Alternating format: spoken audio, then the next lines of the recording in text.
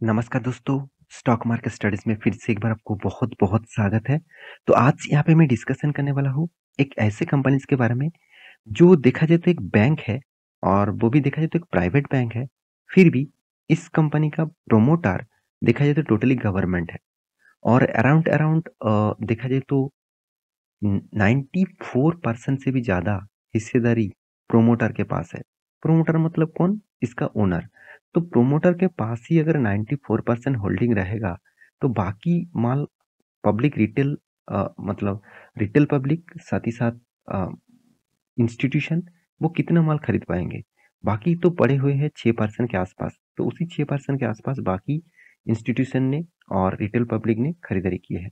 तो यहाँ पे मैं बात किस कंपनी के ऊपर कर रहा हूँ, जिस कंपनी ने एक धमाका जैसा परफॉर्मेंस किया और पिछले दिनों में इसका रिजल्ट भी आया था और रिजल्ट बहुत अच्छा खासा रिजल्ट हुआ।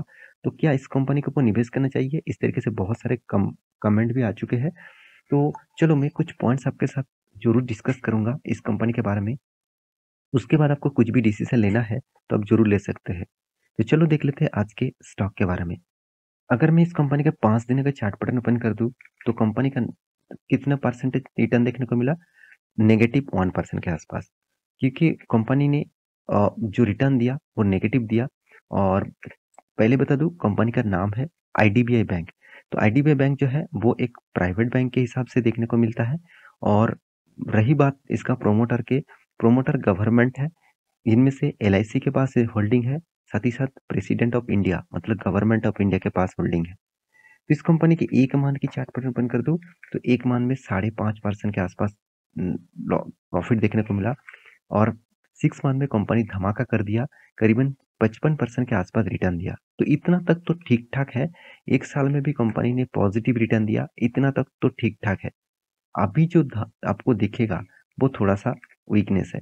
क्योंकि 5 साल में 6% के आसपास लॉस और मैक्सिमम चार्ट पे ओपन कर दूँ तो 49% का प्रॉफिट तो दिया, मगर इस कंपनी ने किस तरीके से देखिए वोलेटिलिटी दिखाया और किस तरीके से हायर लेवल से गिरावट देखने को मिला।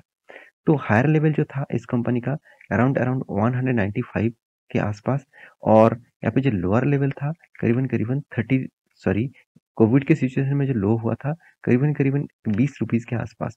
तो ये जो परफॉर्मेंस है आप यहाँ पे देख सकते हैं किस तरीके से परफॉर्मेंस हुआ है। कंपनी कोई छोटा-मोटा कंपनी मत समझ लेना। कंपनी 59,000 करोड़ का मार्केट कैप है। तो छोटा-मोटा कंपनी तो नहीं है, ये भी आपको याद रखना है। अभी इस कंपनी के बारे में और एक पॉइंट्स आपके साथ शेयर करूँ, तो वो है कंपनी का इस बार का रिज़ल्ट। तो ध्यान से इस रिज़ल्ट को देखना, तो जो रिज़ल्ट है वो कंपनी करोड़ों में दिया हुआ है। तो करीबन टोटल जो इनकम कंपनी ने किया और कंपनी के इनकम कहाँ पे होते हैं? एक्चुअली कंपनी बैंक है, तो कंपनी के इंटरेस्ट से इनकम होते हैं, बिल से इनकम होते हैं, एडवांस से इनकम होते हैं, डिस्काउंट से इनकम होते हैं, साथ ही साथ कंपनी का इन्वेस्टमेंट से इनकम होते हैं और कंपनी का जो रिजर्व बैंक के ऊपर जो पैसे उन्होंने रिजर्व रखे, तो उस हिसाब से देखा जाए तो कंपनी के जो रिजर्व बैंक के ऊपर हाथ में पैसे पड़े हुए हैं, उससे कंपनी को इंटरेस्ट मिलते हैं। तो सब कुछ जोड़कर कंपनी ने जो इनकम किया 6088 करोड़, पिछली बार था 6065 करोड़, पिछले साल में था 5762 करोड़। यहाँ पे एक चीज़ मुझे अच्छा लगा company year of year growth किया, क्वार्टर ऑफ क्वार्टर भी ग्रोथ किया, मतलब इनकम को बढ़ाया, फिर भी उतना खास इनकम नहीं बढ़ा। सिर्फ 20 करोड़ के आसपास ही कंपनी की इनकम ग्रोथ हुआ है। अभी कंपनी का टोटल एक्सपेंडिचर के बारे में बात करूँ, तो टोटल एक्सपेंडिचर जो देखने को मिला अराउंड 4036 करोड़, पिछले बार था 3853 करोड़, पिछले सालों में था 3994 करोड़। तो ईयर ऑफ ईयर बेसिस और क्वार्टर ऑफ क्वार्टर बेसिस देखा जाए तो कंपनी का जो एक्सपेंस है उसको कंपनी कंट्रोल में लेके आ रहा है। साथ ही साथ कंपनी का देखिए प्रॉफिट एंड लॉस, जो नेट प्रॉफिट है उस हिसाब से देखा जाए तो कंपनी का जो प्रॉफिट एंड लॉस है, profit and loss for the period, आप इस चीज को ध्यान से देखेंगे तो आपको एक चीज दिखेगा, वो है कंपनी ने जो प्रॉफिट किया 927 करोड़ के आसपास, जो पिछली बार था 828 करोड़ के आसपास और पिछले साल में था 5078 करोड़ के आसपास। इसीलिए कहा जा रहा है कि कंपनी ने इस बार कितने प्रॉफिट किया, अराउंड अराउंड प्रॉफिट जम हुआ 60% और कंपनी का सबसे बड़ी प्रॉफिट जम है इस बार क्योंकि मैं पिछले डेटा के हिसाब से, आधार के हिसाब से, डेटा के आधार के हिसाब से दिखा दूँ, तो कंपनी ने आज तक प्रॉफ़िट इतना ज़्यादा कभी नहीं किया। 950 करोड़ भी क्रॉस कर चुके हैं, जो आज तक की सबसे बड़ा प्रॉफ़िट कंपनी दिखा चुके हैं। तो इतना तो ठीक-ठाक है, अभी देखना है कंपनी का प्रोविज़न क्या बता रहा है। कंपनी का प्रोविज़न हमेशा बैंकिंग स्टेटमेंट में देखना चाहिए। तो प्रोविज़न बता रहा है 784 करोड़, पिछले बार था 770 करोड़, पिछले साल में था 800 करोड़। इसका मतलब यहाँ पे भी अच्छा खासा मोमेंटम देखने को मिला।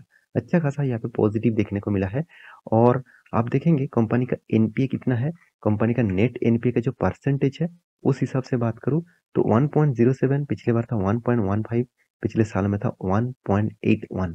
इसका मतलब जो यहाँ पे पोटेंशियल दिखा, जो पोटेंशियल आपने आपने दिखाया, बैंक ने दिखाया, वो मुझे बहुत शानदार लगा। हर पैरामीटर पॉजिटिव है, एक भी पैरामीटर यहाँ पे नेगेटिव देखने को नहीं मिला।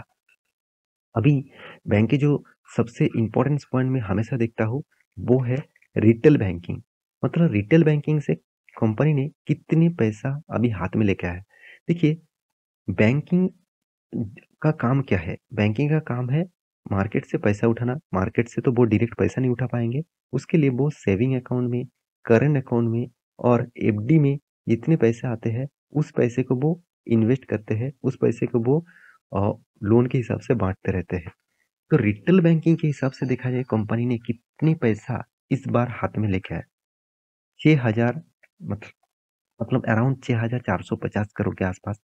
पिछली बार करीबन 6,100 करोड़ के आसपास था। पिछले सालों में 4,900 करोड़ के आसपास था। ईयर ऑफ ईयर बेसिस बहुत शानदार एक ग्रोथ देखने को मिला, करीबन-करीबन 1,500 करोड़ के आसपास और क्वार्टर बेसिस भी देखा है तो उसी तरीके से ग्रोथ यहाँ पे देखने को मिला है। तो ये पॉइंट्स आपको मैं इसीलिए दिखा रहा हूँ कि आपको भी पता चले, आप जिस कंपनी के ऊपर निवेश कर कर रखे हैं और निवेश करना चाहते हैं, वो कंपनी किस तरीके से परफॉर्मेंस कर रहा है। मुझे तो बेस्ट इस बार का रिजल्ट देखने को मिला, क्योंकि पिछले जो डेटा है, उसके हिसाब से देखा है तो कंटिन्यूअसली कंपनी का प्रॉफिट तो हो रहा था, मगर ग्रोथ नहीं हो रहा था। इस बार कंपनी ने अच्छा खासा ग्रोथ दिखाया। और एक पॉइंट्स मैं अभी फिर से आपको बता दूँ, कंपनी के ऊपर प्राइवेट कंपनी होने के नाते भी कंपनी में एक वीकनेस ज़रूर है, क्योंकि इसका प्रोमोटर कौन है? प्रोमोटर है एलआईसी और गवर्नमेंट, मतलब सेंट्रल गवर्नमेंट। तो आप खुद जाकर देख लीजिए, यहाँ पे देख सकते हैं लाइफ इंश्योरेंस कॉर्पोरेशन, जिसके पास 49.24% का होल्डिंग है और president of India, government of India के पास 45% का होल्डिंग है। तो पूरा के पूरा माल तो गवर्नमेंट ने ही उठा के रखे है। एफआईएस के पास जो होल्डिंग है वो ना के बराबर है, 0.02% के आसपास था, अभी 0.06 बन चुके हैं।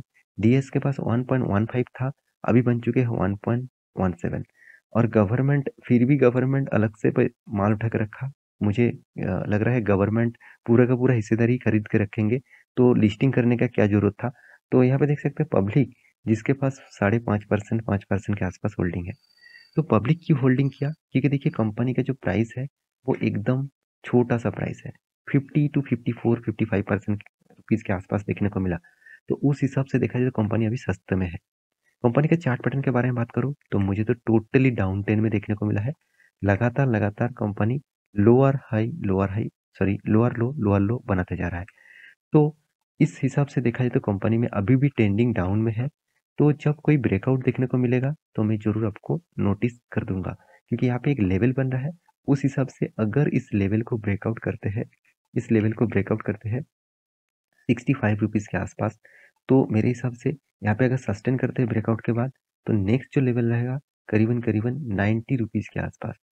तो इस तरीके से टारगेट को आपको जानना है, इस तरीके से टेक्निकली चार्ट पैटर्न जानना है, तो नीचे टेलीग्राम के लिंक है, वहाँ पे जाकर ज्वाइन कर सकते हैं। तो मेरे वीडियो कैसे लगे जरूर कमेंट करना। इसी तरीके से वीडियो पाने के लिए चैनल को सब्सक्राइब भी करना। मिलते हैं नेक्स्ट वीडियो में, तब तक के लिए अच्छे से रहिए, अपने ख्याल रखिए, बाय बाय।